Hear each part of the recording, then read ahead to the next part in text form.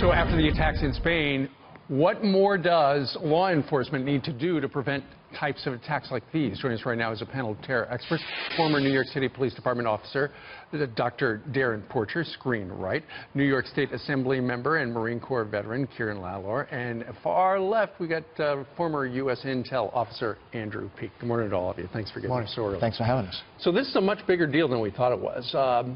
As it turns out, it looks like it was all started with that house exploding, Andrew, on Wednesday night. It was filled with gas canisters of propane and butane, and it looks like they wanted to use the van that they wound up mowing down people in Barcelona with to distribute the canisters in a number of places. Absolutely. You know, it is. That was a shockingly complex planned attack.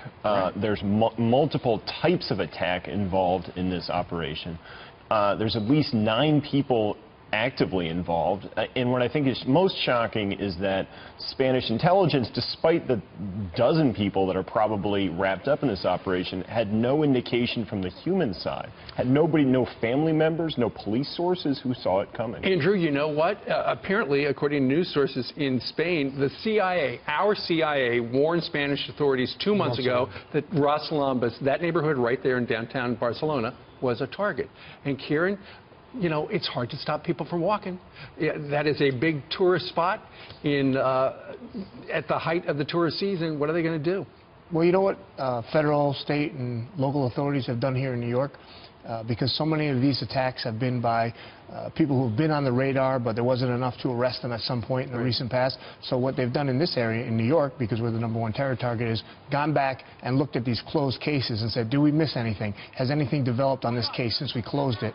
And made sure that there aren't people who are on the radar that are about to commit a terror attack. And that should be the model nationwide and worldwide. Well, the guy who wound up Dr. Darren, going into Spanish authorities yesterday and turned himself in and said, hey, I think you're looking for me because you say I rented the truck. Somebody stole my driver's license and stuff like that, and I think it was my brother. You work here in New York City. You know that we are a terrorist attack. As you look at how easy that was over there to fly under the radar, you know, people are worried about people getting run over in Times Square right over there, or the subways, which we're sitting on right here. Well, one of the first things when we think about fortifications here in the homeland, me in the United States, is a level of omnipresence. We think of officers with heavy weapons, fortifications such as barriers, etc. But the real piece is the elicitation of intel from the citizens.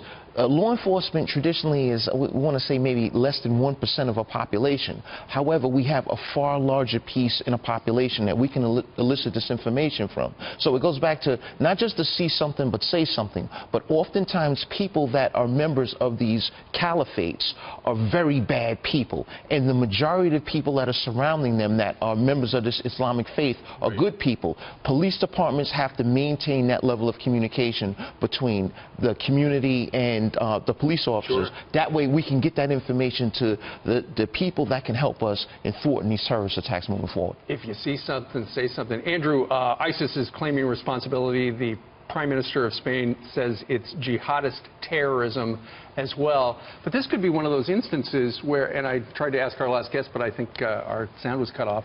This could be a case where they didn't have direct contact with ISIS, but they know what ISIS is all about. They see it online.